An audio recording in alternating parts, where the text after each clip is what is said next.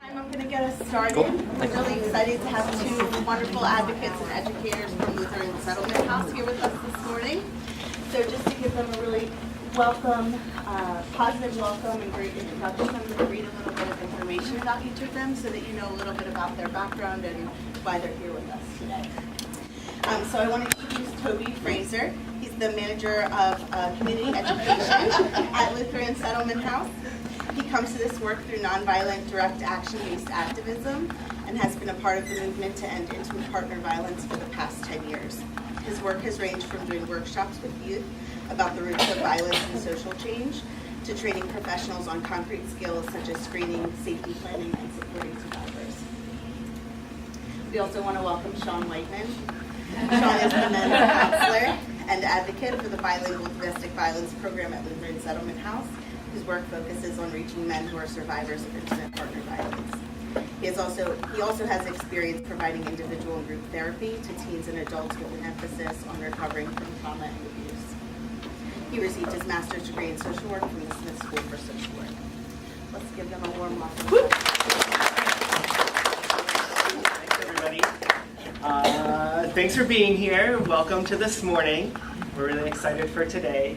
So we just want to welcome everyone to show up however you are today. So we want to welcome the survivors in the room. We know that intimate partner violence happens so often that it's not just some other group of people somewhere else. So welcome to those of you who are survivors. Welcome also to the folks who have had IPV touch someone in your family. Pardon me. And welcome to the folks who haven't had it touch you personally but still do this work anyway. Welcome to this movement for justice. We also want to welcome you however you're feeling this morning. So welcome to the other morning people. What up, y'all? I'm here with you. I see you. I feel you. Welcome to the not morning people. Definitely feel very welcome to get your needs met, whatever that means for you. There's some donuts back here. Get some of those. Drink your coffee. Bathrooms are just outside in the hallway here, so welcome to get your needs met. Take care of yourself around just your physical needs and as well as your emotional needs too.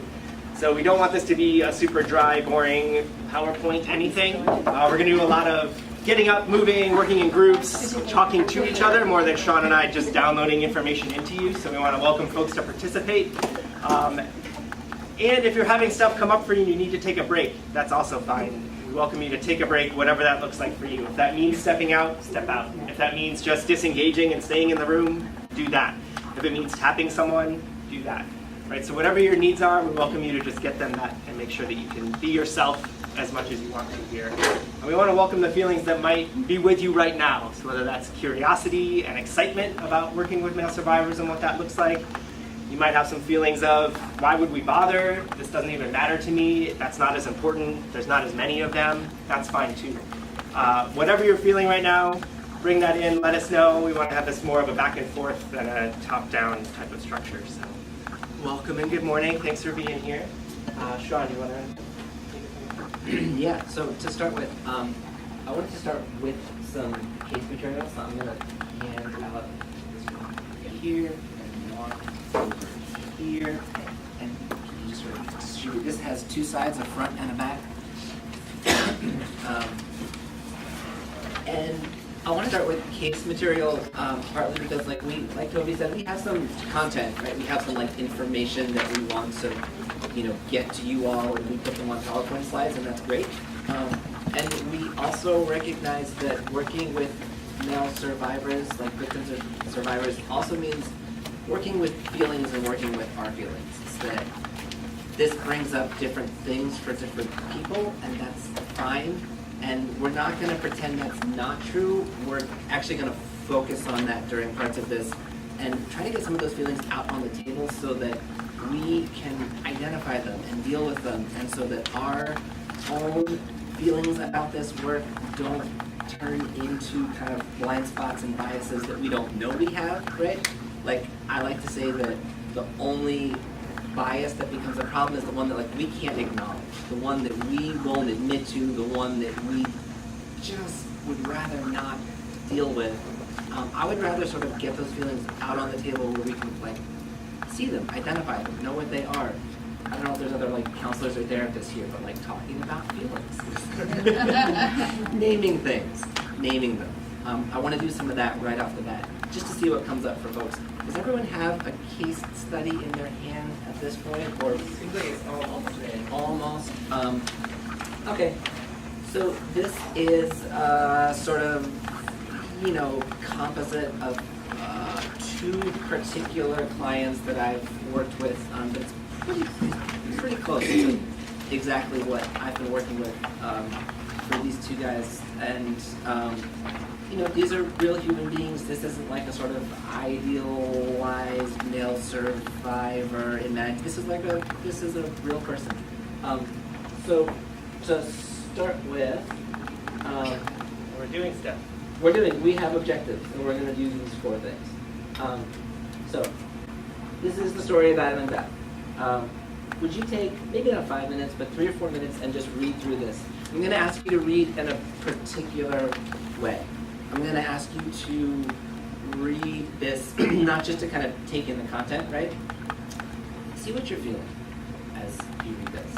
And I'm going to ask you to read with pen or pencil in your hand. And as you go, as you read this story, and as you imagine that Adam is in fact your client, in whatever sort of way, shape, or form you have clients here, he's your counseling client, he's your client at a shelter, he's your case hotline, he calls the hotline, he shows up in whatever kind of way that you deal with the public or with clients. That's the way that Adam comes to you, right, in the way that you work here. As you read, would you mark on you just have to mark, circle as you go, when you feel some kind of way, when you feel something come up, good, bad, negative, positive, doesn't matter. But I'd love for you to just kind of circle the points where you feel something come up that is like enough that you notice it. And so yeah, take a few minutes and do some mindful reading. Thanks.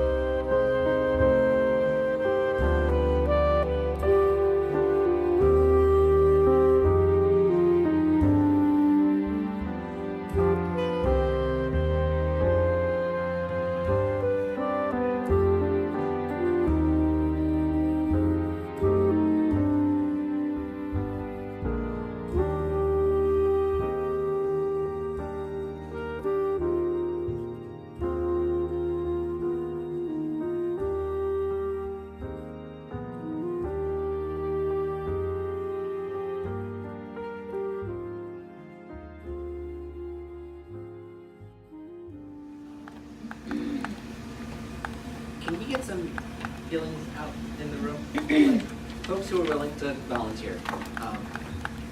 What came up? What came up in your readings? Anger at the police. Anger at the police? Yeah. I felt upset at how much shame and guilt he felt throughout the story. Yeah. Upset. So upset for him? Yeah. Sort of like empathically upset? Yeah. Yeah. Anybody else? It just really affected me, the helplessness, because that's what we all feel when we're in that situation. Yeah, feeling helpless. Yeah, and there are points in the story where he feels helpless, and then points where we might feel helpless for him, right? Like our Yeah. clients feel that, and we Well. feel that too sometimes. Just that, like, what can be done? Anybody else? Yeah. I'm looking at this, where's the child? Where's the child? Safety of the child. Safety of the child. Yeah, and what is that? If you had to put a feeling word to that, what would that feeling be? My feelings or Yeah, what your I think? your feeling. Yeah. The inaccessibility, I guess, for her victims to get Yeah. legal assistance to guide us on what to do. Yeah. I think first and foremost, you can Right. protect the child. Yeah. And how does wait, I missed that. I said, I think she needs a psych eval through the court. She might, and she might, he might, we all might. Is No, I mean, it doesn't seem like she ever went back on her meds. So, I don't know, right. Maybe there's like real mental health stuff happening for her.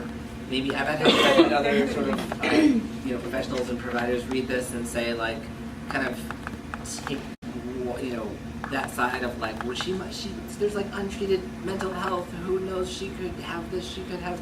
And then I've also had the reaction of like, how dare he tell her what to? She expressed concern that she was like going off her medications. Like, she's the one who's pregnant. She knows her body. She's not. Anyone feel anything in that world? Where was the OBGYN? Where's He the wasn't doctor? monitoring That's what her I was meds thinking. She during went off her pregnancy. meds and she was worried about it. Why didn't she ask somebody who knew? I mean, if I was being a counselor, that's kind of flippant. Maybe she didn't have the resources. There Yeah. could be a lot of reasons why she didn't consult an OBGYN. But Right. that would be my first reaction is ask somebody who knows who can manage this. Yeah. And how does it? So, what was any feelings for you Fun- came up reading this? Sort of like what were The strong particular feelings? section, what troubled me probably because this is like what I read with all my clients, just different gender, but Beth receiving free legal services from local domestic violence agency and attempted to get PFA.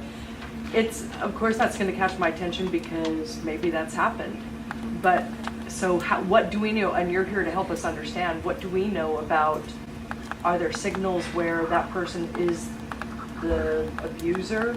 And the thing is that we kind of have to take it at face value. Yeah. So And if you had to describe how that feels, how would you say that feels? Just my gonna keep initial pushing feeling on was, oh shit. Yeah. No real. Oh shit. Yeah. The right one. Yeah, Mark. Well, you mentioned earlier checking your own biases. I know I have this in me that any time, no matter the context, no matter the setting, no matter the intentions behind it, my initial reaction when a man is telling a woman to do what to do with her body, I'm initially like, hey, Yeah. hey.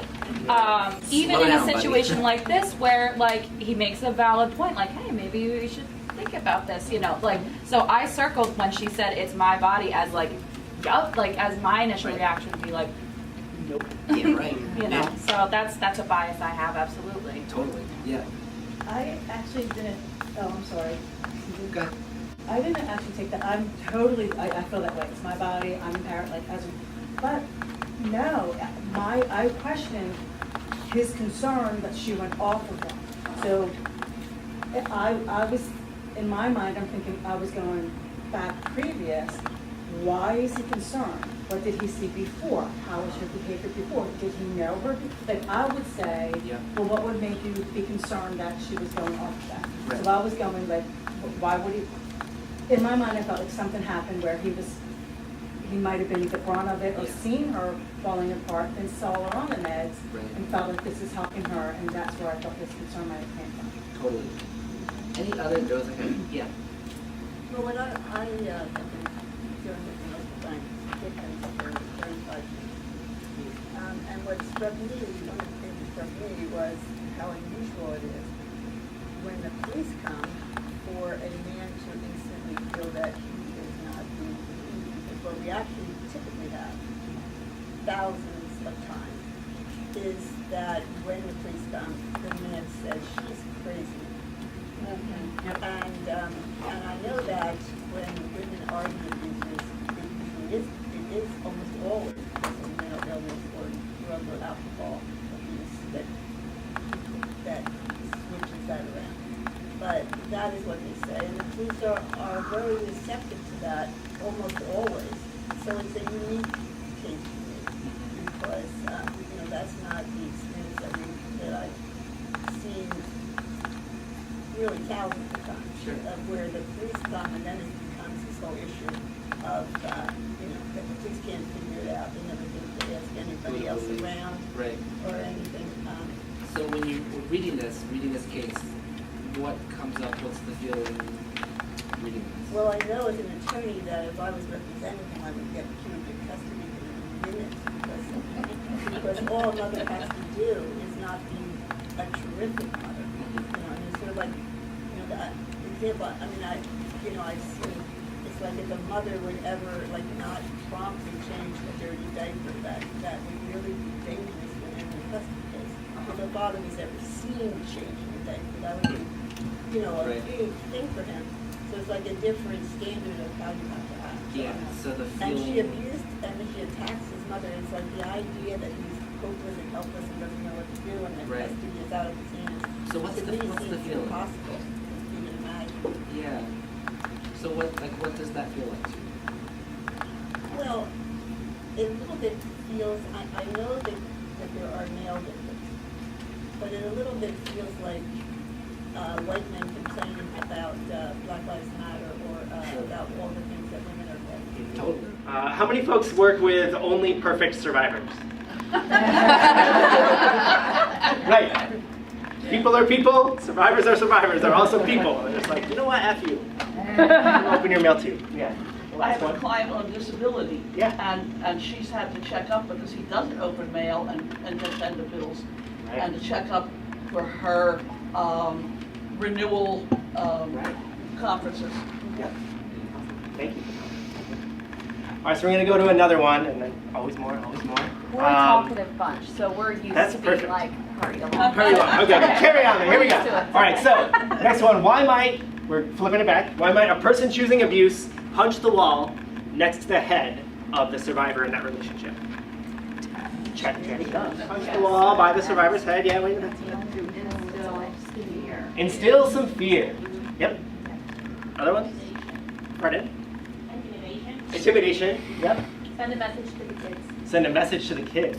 Oh, yeah. I think a lot of times they want to actually punch the victim, but they're afraid of legal repercussions. Yeah. I can do this and it'll scare you and I won't get in trouble. In a strange way, restraint. Restraint. Could be that. Yeah. They could easily say, well, I didn't touch you. Did I touch you? I didn't hurt you. Right. Yep. Yeah, sometimes when we do trainings like this without people who work in this field, we'll ask them to look at the power and control wheel. Just be like, what percentage or proportion or how much of that shit is illegal? How much of that is actually going to get someone in trouble with the law? Yeah. Right? And it's already Yeah. very little. Yeah. And this is another example of something Yeah. that won't. Yeah. Yeah. All right, so we're going to flip it again. Why might a survivor punch the wall next to the abuser's head? Take a few minutes for the person to see. Why might a survivor punch the wall next to the abuser's head? This conversation sounds like, why might the survivor punch the wall by the abuser's head? Yeah, in the back. Hide their fear. To hide their fear, to like put up a front. Looked up. Yeah. Why else? We were just saying that maybe the survivor is also an abuser. They're both mutually survivors and. So it's an unhealthy relationship, not an abusive relationship, and they're both Yeah. just jerks to each other. Yep, that could be it. Yeah, Okay, here's the voice. let's get it. I have never heard of such, the question produces this equivalency, but I have never heard of it. And the thought that a person who is being abused would have the audacity to do something threatening like that in front of an abuser is really pretty much stretching the imagination. Yeah. So, having us think, why would they do it, Yeah. when the chances of them doing it, as far as I can see, Yeah. are amazingly unlikely. It does set us off on a little bit of a mistrap. Okay. Thanks for naming that, I appreciate it. And also, I want to welcome you into the stretching because it's about to get even deeper. So I'll say this isn't something that Sean and I created, and it's not something that we only do for trainings about male survivors. So we do this about survivors with any gender, and it's a tool that comes from the Northwest Network. Any Northwest Network fans in here? Whew, I would recommend them. So they're Northwest, like Seattle, Northwest US. And they work specifically in the LGBTQ community. So a lot of this stuff around not using gender as a determinant for violence comes from the queer community, when it just doesn't work. And so from them and from their thinking, Connie Burke is this amazing woman, she's the executive director up there. Connie does a lot of writing about this domination culture that we're in, and the ways that our movements aren't rising to the challenge of changing that. And one of the ways that we aren't rising to that challenge is viewing survivors as helpless victims who need saving. And the ways that viewing survivors as helpless victims that need saving buys into this culture of masculinity. Saying that, especially from the movement that's taking that view of things, and I'm not saying this is where you're at, it's saying that women are helpless, women aren't strong, women can't stand up for themselves and don't unless someone stronger comes in and rescues them. So these questions they created to get at that and to say, survivors that we work with, we the Northwest Network, do fight back. I'd imagine survivors that y'all work with do fight back. Survivors that we work with at Lutheran of any gender do fight back. So this is a potentially fun or an interesting game to figure out why might someone do that. So we've heard putting up a front. Why else might someone do something that's so anathema to how we think of survivors acting? I work with parents and who have children who are being, secondary victims of the situation, and a lot of times the parent is coming to their breaking point. They're sick of how things are happening in their family, and while they never wanted to do this, they kind of just unload before they pick up the kids and leave permanently. So sometimes it's sort of just not desperation, but it's sort of their last sort of blow up, and then I'm tired of this, I'm sick of this, and they do something that is completely out of character because they're just losing it, and they're trying to protect their kids one last time and figure that out. Yeah. Thank you. Yeah. We were talking about kind of echoing what Kay said about loss before. It's almost easier to be in a relationship where you fight than in a relationship where you're abused. Yeah. And so it kind of frames it a different way. I don't view myself as someone who's just getting hurt. I'm someone who fights back. Right. Yeah. I'm going to stand in that. Shock effect. Shock effect. What might that be for? To startle them, to make them stop. Like years ago, I had a client who was cornered in the bathroom, and she picked up the hot curling iron, smacked him on the side of the head with that, and he never touched her again. Yeah. So. Yep. To gain power back. To gain some power back. Yeah. I've also heard of survivors doing something like this, some sort of threatening, intimidating thing to force an incident to happen. To say, I know that the abuse is coming. I know something physically violent is about to happen. I also know that my abusive partner is drinking right now. The more drunk they get, the worse it's going to be. If I can piss them off now, it's going to be less painful in the next 5 minutes. So this is me taking my power back. Punching the wall is me taking some power back to make it happen, to force it back, right? As an option. All right, so we have one more, and again, it is just getting harder. So the next one, why might a person choosing abuse coerce their partner into having sex? Why might the person choosing abuse coerce their partner into having sex? For what reasons? What do they gain from that? What happens in a relationship? The person choosing abuse coerce their partner into having sex. Yeah. Well, I'm admitting to my own assumptions, my own conclusions I jumped to. It was that the person choosing abuse was male and the victim was female. Sure. And so the first thing that came to mind was to get her pregnant. Sure. Which is another, like, that's deepening the control. Yep, definitely that. Why else might the person choosing abuse coerce the survivor into having sex? Because they feel they're entitled to it. Yeah, right. I'm entitled to it. Right? We know marital rape wasn't illegal in all 50 states until like 15, 20 years ago. That's just what I get because we're married. Why else? 85 in Pennsylvania. Thank you. I've always wondered which it was. Never looked. To cause hurt, emotionally or possibly physically. Yeah, to cause some hurt. Why else? If he or she was sexually abused as a child, it could be their love currency. Yes. Yes, maybe this is their love currency, and maybe it's not to cause hurt, but it's to try and find connection. Yeah. In that weird, twisted way. some trauma. Yeah. Whew. Yeah. Bring it, please. Yeah. Here we go. I want to say that I noticed the word coerce, and because of what we're doing, I know why it was used. Yeah. Actually, typically, Yeah. it's not coerce in terms of the abuser, it's really demand. And coerce suggests a different kind of thing, kind of control and kind of, and that is going to fit when you switch it. But it doesn't really fit as well Yeah. with the abuser.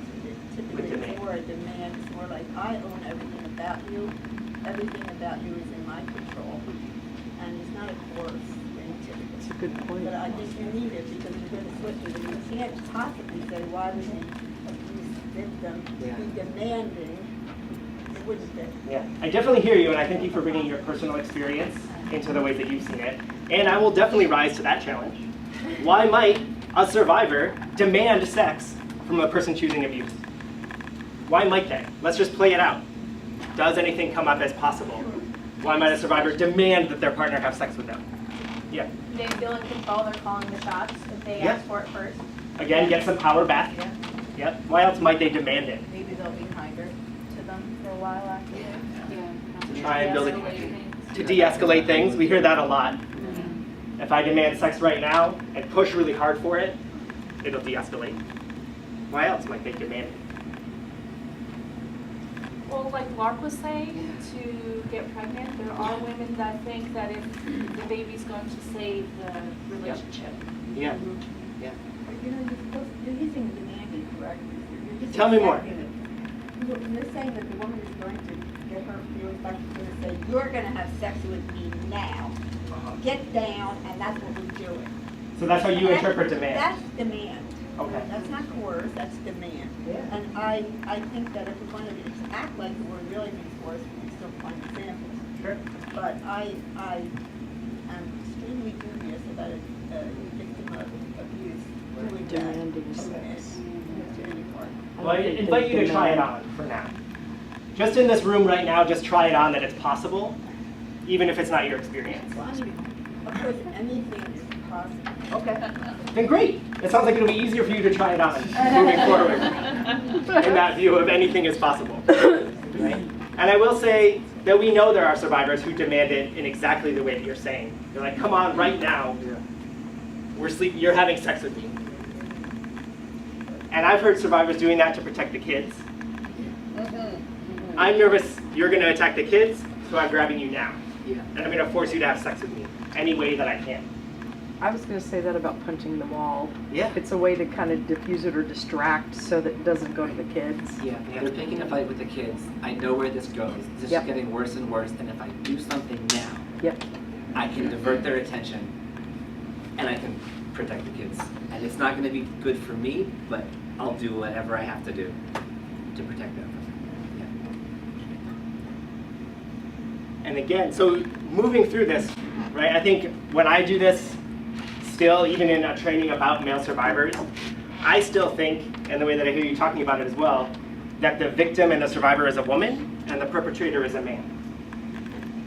And just invite you to notice what feelings you have when you flip that. Which one is assuming a heterosexual relationship, we'll leave that alone. Another is assuming that everyone is in the binary gender boxes, we'll leave that alone as well. And just pretend, like all of Sean's male clients, is this still true, are heterosexual? With one, yeah. Most of male Yeah. Sean's male clients. Yeah. And to think, or to just notice what feelings come up thinking about a male survivor punching the wall next to his female abuser's head. A male survivor demanding, coercing, trying to force his female abuser to have sex with him. And to see what it feels like to think, maybe he's doing that to protect his kids from her. Maybe he's doing that to force a situation before she gets more violent. And I know frequently this is sometimes a like, nope. Yeah. Actually, male survivors don't exist moment. Or only perfect male survivors exist. So we don't have time to go through all of the thing and all of the feelings that might be coming up. I just want to invite you to notice them, jot them down if you can, because that's our work as advocates. If we are willing to join into the world that gender is not a determinant for survivorship, then what's up for us that's going to make it more difficult for us to support a male survivor, to support a survivor of a different gender? That's all. We're not fully in the gender binary. Yeah. Yeah. All right. Ready to move on? Yeah. I want to take like a... Okay. Yeah. All right. So, let's pick up. We worked with Adam and Beth, and I want to, for the sake of time, keep moving and talk a little bit more about how some of those feelings that were just coming up affect our work, right? So, biases, stereotypes, blind spots, right? I would say they creep into our work when we can't admit to them, don't want to admit to them, don't know what they are, when our feelings about the work, push us straight into the sort of like, I know what I know, and I know what this person means to do. That's a very, very tempting feeling, right? Yeah. So we're working to some extent on recognizing our own assumptions, right? And recognizing our assumptions without feeling like there's anything wrong with us that we all have assumptions. I have assumptions. I've done this exercise with Toby a whole bunch of times, and every time he does it, I'm still imagining, I'm like, oh yeah, well, I know that because and I have a picture in my head, because we all do. There's nothing wrong, right? The last thing I would want to do is like be in a training room like this and say like, well, what do you think? Do male survivors exist? And has everyone like, I do think they exist, definitely. And like, say the right thing because we know what the right thing to say is. Or say the right thing because we think we know what we're supposed to feel in like a very gender neutral way. And pretend to be somewhere we're not, right? When we kind of know what our feelings are, we can be with clients in a way that's less reactive, right? Less anxious, less resistant to what we're hearing from them, right? They can tell us their story, and regardless of what we're saying or not saying, it allows us to have a stance towards them that is more open, because we're spending less time and energy kind of like managing our own feelings, right? And kind of being in our own head, like, oh my God, is this guy gonna disclose? He might be about to disclose. What's he saying? Like, what did he just say? Like, that sounds kind of abusive. That's weird. Like, I don't really know what to think about this guy. Less of that is happening, right? And so we can just be with them. And I can tell you that the male victims and survivors I work with, they really notice. People can really tell how we're sizing them up, how we think about them, how we feel about them. I've worked with clients who sort of like have told me like, oh, they called the hotline and the person who picked up the phone was just like immediately started interrogating them. Or just like said things like, I knew they didn't believe me. It wasn't anything they said or didn't say exactly. I just knew. Like, why bother even trying to explain, So this is I wrote this down because the client told me this, and I thought it encapsulated this pretty well. I called around and talked to a few different places. I could just tell they didn't believe me from the way they were asking questions, right? Not the questions themselves. So the person might be reading from a list of like really appropriate, gender-neutral, open-ended questions you can ask any client. They might be reading and saying the exact right thing, right? But people feel where it's coming from. And that's something I want to sort of like stop on for a second, that like people can tell. We can tell, right? Like when you walk up to someone, when you encounter someone on the street, when you're like buying something at a store, like you feel when you're being judged. You feel when you're being sized up. You feel when someone's like looking at you a particular way, right? So I want to point out that like our clients are also people, and they feel where we're coming from on a level that's not fully verbal, but a little bit more non-verbal. Like they get it, and if we have feelings about them, on some level they get that too, and that affects what they feel like they can say and not say, and whether they'll even choose to disclose or not disclose, because sort of like this person said, I could tell from the way they were asking questions, it didn't even make sense to talk to them. So it's really easy for, you know, whatever professional this client kind of, he kind of bumped into a few different people in this field before he ended up at our agency. As far as those people know, he was not a survivor, right? Because he didn't say anything. So they're not thinking like, oh, I really missed an opportunity. They're just like, oh yeah, he wasn't a client here. He never disclosed. He didn't tell me anything. Because, you know, our stance towards people affect what they feel like they can even say to us or not say to us.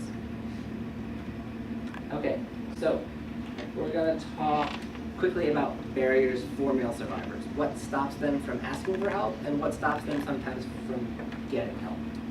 We're going to talk about internal barriers, like kind of what stops them from asking. External barriers, what stops them from getting help when they do ask for it. And then what we've been talking about, sort of for us as providers or professionals, blind spots and biases that can turn us into a barrier, right? That can turn us into a reason that someone gets or doesn't get service, right? So, we have a game. Who remembers Family Feud? Right? It's been a while. So, this is a bar graph that has a bunch of labels. This is from some research that folks in Worcester and Clark University are doing. So this was qualitative research. They talked to a whole bunch of male survivors and asked them, what made you stay? So I have a quick conversation. So how does Family Feud work, right? You have to come up with, I'm asking for top 3. We're going to do top 3 reasons. What do you think are the top 3 reasons men gave for staying in an abusive relationship? So, group number 1. What do you think? Top 3 reasons. Economics.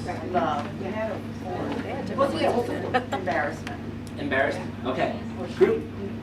Group number 2. What do you think? Top 3. Well, we said nobody will believe them, fear, Disbelief. children. Fear and children. Nice. Next group. Love, embarrassment, and kids. What's the third one? Family, kids. Family/kids. Yeah. Group over here. We said shame, financial, and the belief that you should be able to fix the other person. Yeah, thanks. So like, okay, so I'm hearing some overlap here. Was there another group this area of the room? We said not recognizing that they're in fact being abused. Okay, not realizing. Right. Yeah. The embarrassment, how emasculating it would be to reach out, and also we said fear of custody and family issues. Custody, kids, all that, family issues, yeah. We had the same three. Did you really? Yeah, we did. All right. They were listening to us. So maybe you will read that. One more? Yeah. Yeah, I mean, I had most of the ones that other people said, but I think one of them is like, in talking about masculinity, I think that when you look at like the circle, you oftentimes, especially in like relationships now, you can say like, oh wow, I actually might have participated in a lot of this without even realizing that I was being aggressive.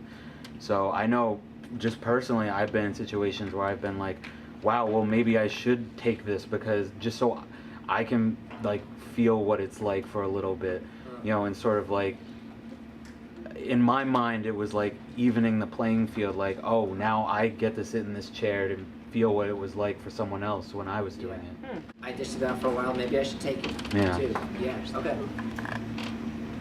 Okay, that was all our groups, right? Yep. So.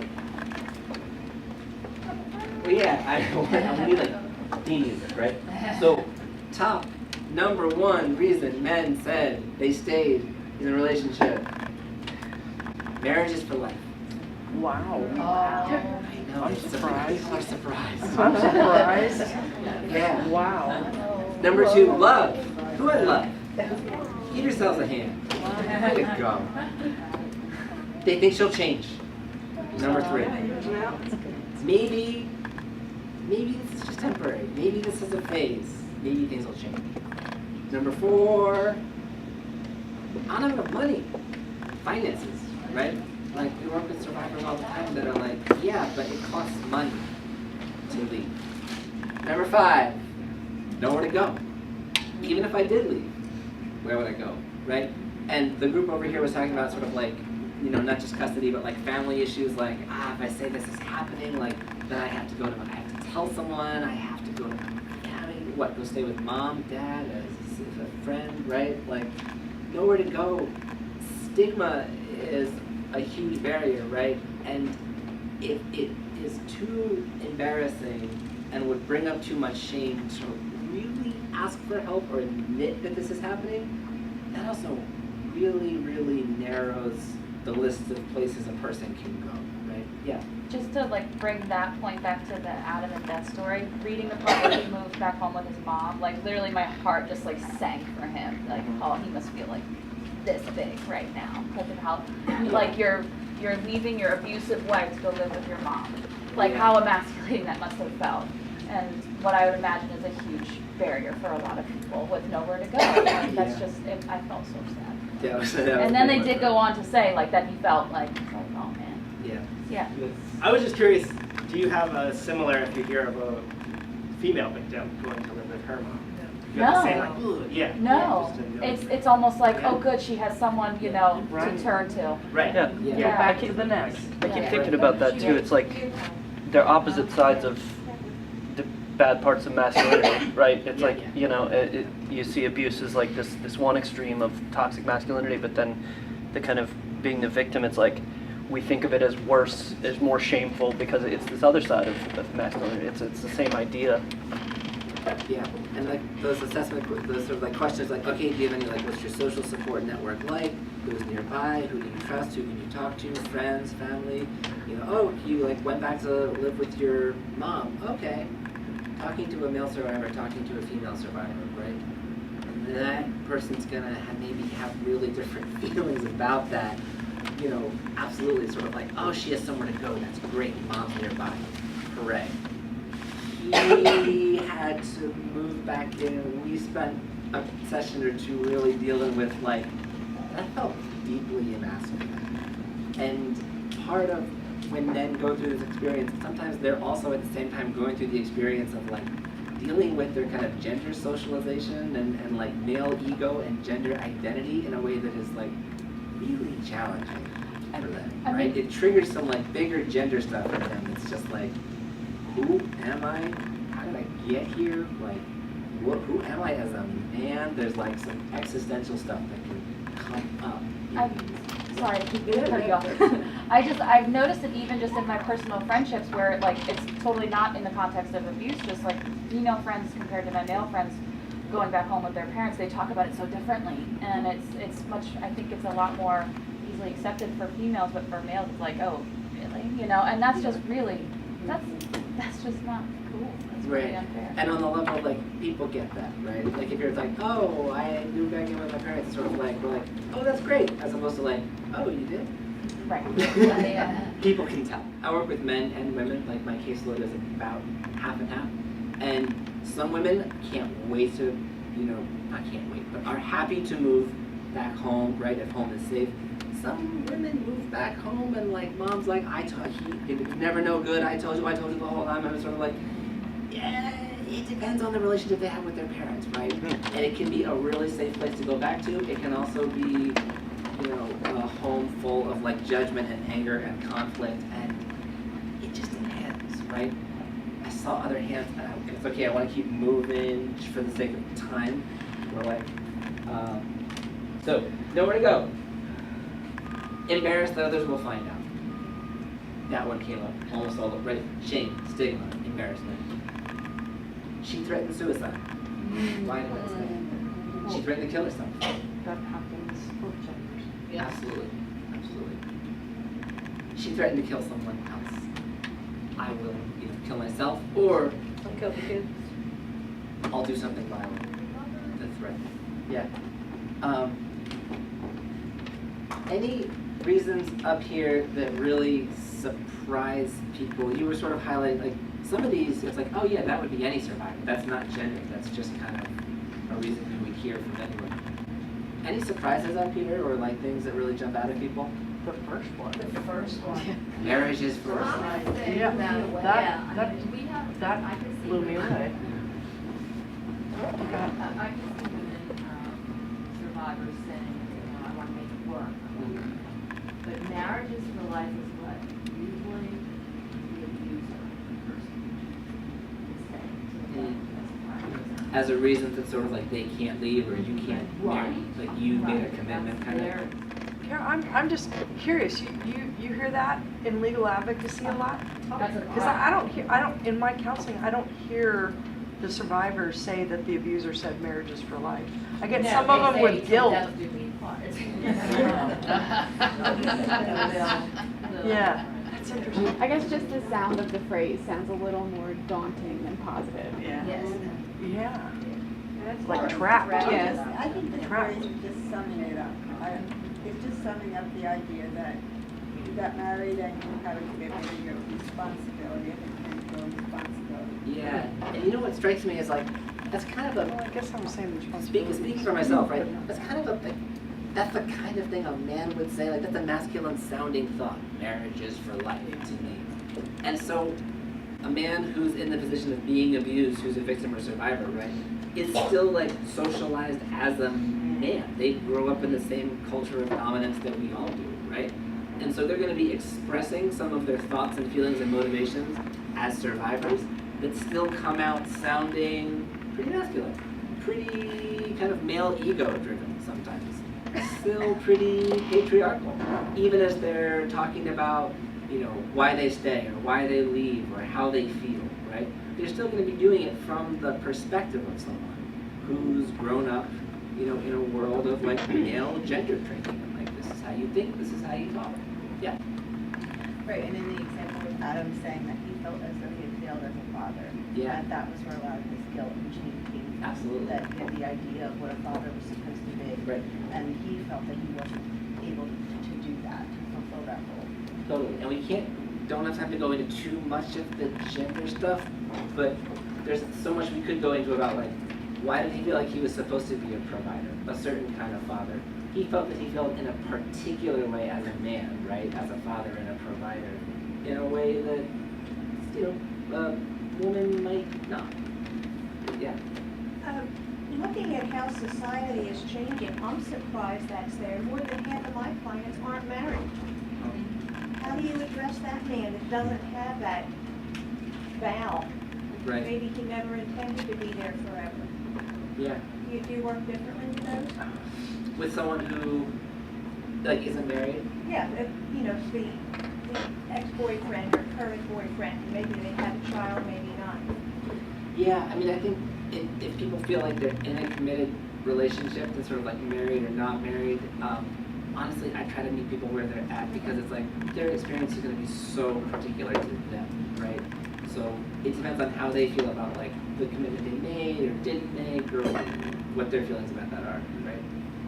Yeah. There's a distinction between marriages for life and a sense of responsibility. To me, marriage is like a sacred thing in the Christian church, and you vow for better or for worse till death do you part. Yeah. There's that element of responsibility and moral construct there, as opposed to a male, whether you're married or not, I'm responsible for my family. And I'm getting caught up on the marriage. That's what threw me off. But if I think of it in terms of he's responsible for for good, and I take that responsibility very seriously. Yeah. That makes more sense to me. Right. That like maybe a sense of duty. Yeah. Sort of like it's my job. Yeah. As a man. As opposed to marriage as an institution. Right. That's confused me. Yeah, I hear you. Help. We have to keep moving, sorry. I know there are more hands, and the clock is ticking. So, barriers. Order is cool. So, what stops men from seeking help, right? This came up earlier. They may or may not realize that abuse is taking place, right? And when I say realize, I mean they may not have the kind of knowledge or education to name something going on as abuse, especially if it's not physical or sexual violence, right?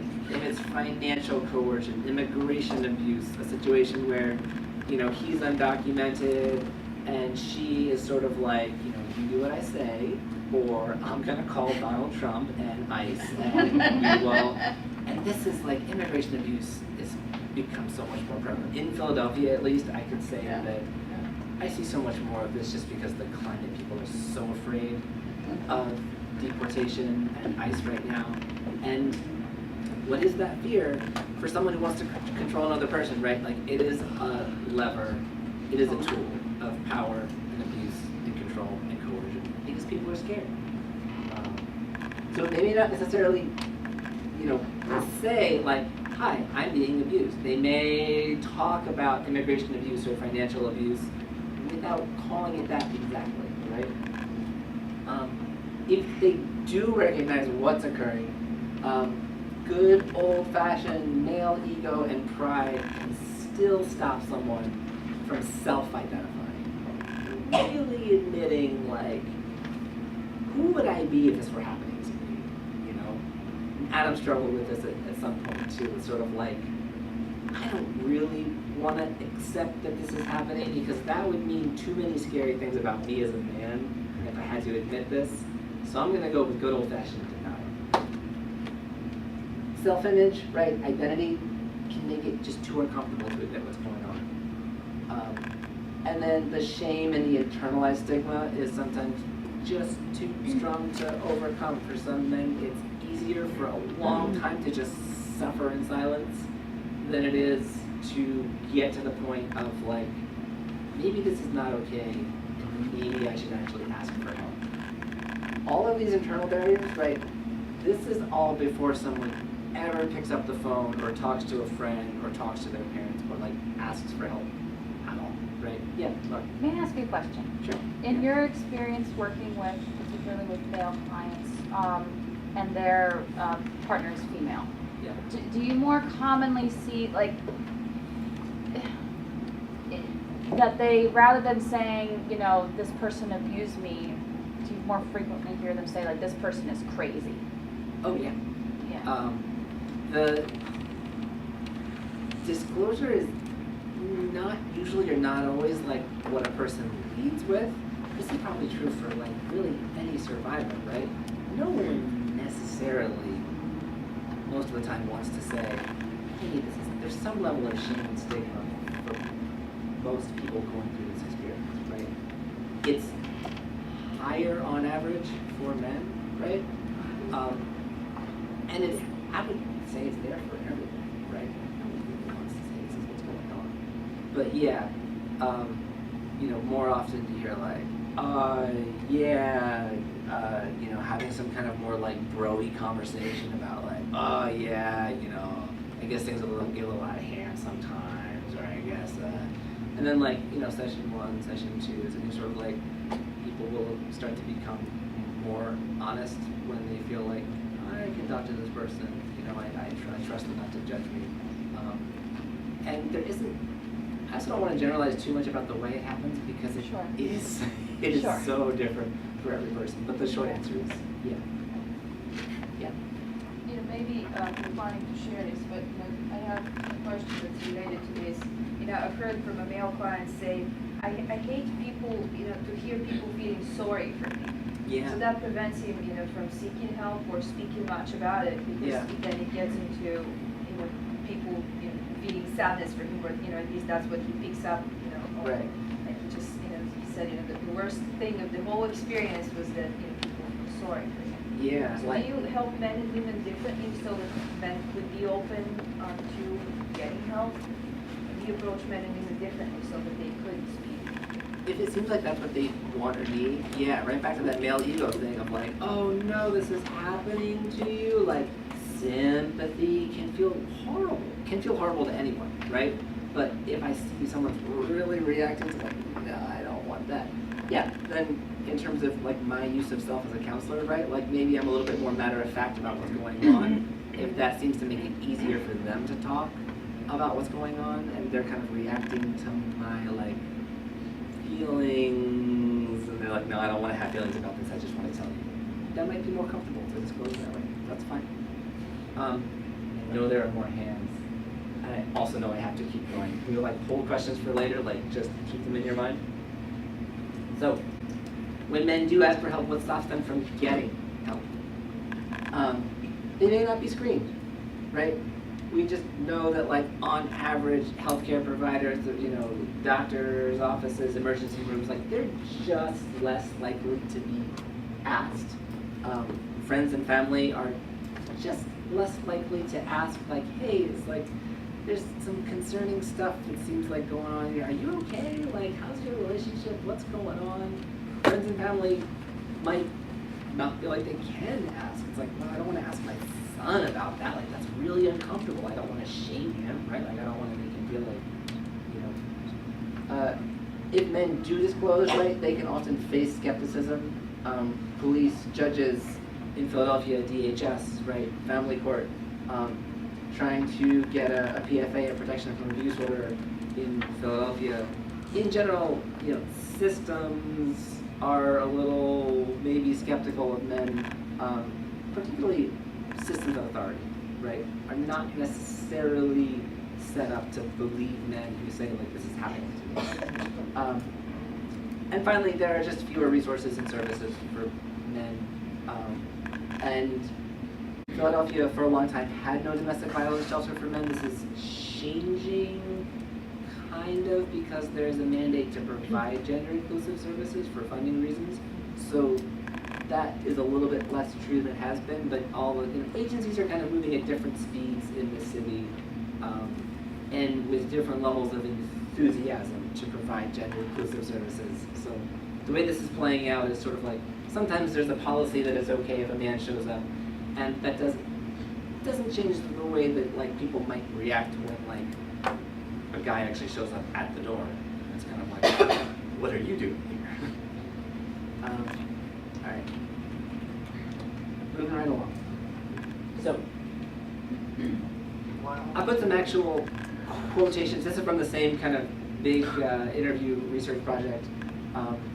I wanted to put some bad experiences and some good experiences up here, so like get some actual voices of male survivors in this. Would someone read that for me? Just so I'm not doing all the talking here. Anybody? Yeah, thanks. The hotline laughed at me and told me I must have done something to deserve it, if it happened at all. Right. Yeah, so good old fashioned like disbelief, sort of like whatever. Next one, anyone? Did you read that? Local TV programs simply don't believe men can be victims. I especially asked if I could speak to a male counselor. They told me they didn't have one and didn't need one. Yeah. And I feel like it's the didn't need one that really stings there. Yeah. Right? Can I just ask when this study was done, what year?